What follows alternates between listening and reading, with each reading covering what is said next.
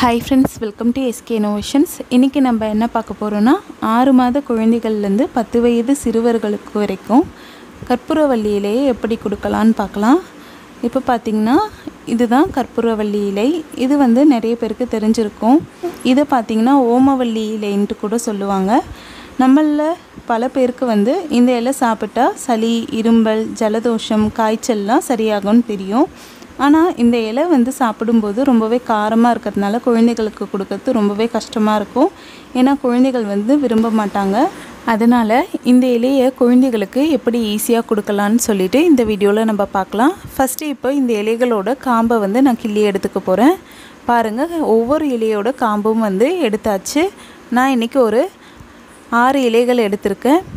இப்போ இத நல்லா வாஷ் பண்ணி எடுத்துக்கிறேன். ஏன்னா இந்த இலைகள் மேல சின்ன சின்ன மண், தூசிலாம் இருக்கும். வாஷ் பண்ணியாச்சு. இப்போ இத ஒரு தோசைக்கல்ல போட்டு நம்ம சுட்டு எடுத்துக்க போறோம். தோசைக்கல் பாத்தீங்கன்னா ஹை ஃப்ளேம்ல வச்சு காய வச்சுக்கிறேன். காஞ்சிட்டதும் சிம் ஃப்ளேம்ல வச்சு நம்ம வாஷ் பண்ணி வச்சிருக்க கற்பூரவள்ளி இலைகளை இந்த தோசைக்கல் மேல போட்டு சுட்டு எடுத்துக்கலாம். ஒவ்வொரு இலைகளும் தனித்தனியா போட்டுக்கோங்க. போடும்போது இந்த மாதிரி கவிழ்த்து விட்ட மாதிரி போட்டுக்கோங்க.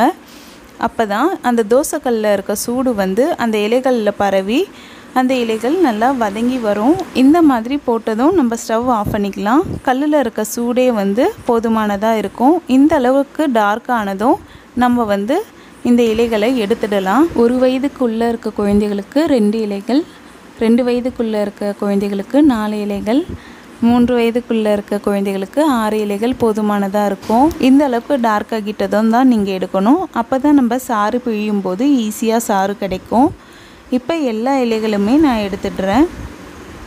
அவ்வளவுதான், எல்லா இலைகளுமே எடுத்தாச்சு. அடுத்து பாத்தீங்கன்னா இந்த இலைகளோட சூடு வந்து ஆறறதுக்குள்ளேயே எல்லா இலைகளுமே இந்த மாதிரி ஒண்ணா சேர்த்து ஒரு கிண்ணத்துல நம்ம இந்த மாதிரி அழுத்தி விட்டுக்கலாம். அழுத்தி விடும்போது இந்த இலைகள்ல இருக்கக்கூடிய சாறு முழுவதும் இந்த கிண்ணத்துல வந்துடும். ரொம்ப அழுத்த கூட தேவையில்லை. லைட்டா நீங்க அழுத்தினாலே போதும், சூப்பரா வந்துடும். அதுக்கு இந்த இலைகள் ஆறறதுக்கு முன்னாடி நீங்க அழுத்தினாதான் இந்த அளவுக்கு உங்களுக்கு சாறு கிடைக்கும். இலைகள் வந்து ஆறிடுச்சுன்னா சாறு அந்த அளவுக்கு கிடைக்காது.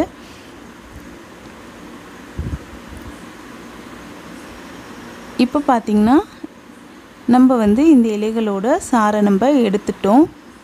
இதுலயுமே பாத்தீங்கன்னா கொஞ்சமா டஸ்ட் இருக்கும். அதனால நீங்க குழந்தைகளுக்கு கொடுக்கும்போது கண்டிப்பா வடிகட்டிட்டு கொடுங்க. இது பாத்தீங்கன்னா 6 மாத குழந்தைகள்ல இருந்து 10 வயசு குழந்தைகள் வரைக்கும் நீங்க கொடுக்கலாம். இந்த கற்பூரவள்ளி சாறு பாத்தீங்கன்னா அந்த அளவுக்கு காரம்லாம் இருக்காது. சாதாரண தண்ணி மாதிரி தான் இருக்கும். அதனால குழந்தைகள் வந்து குடிக்கிறதுக்கு அடம் பிடிக்க மாட்டாங்க. ஈஸியா குடிச்சிடுவாங்க.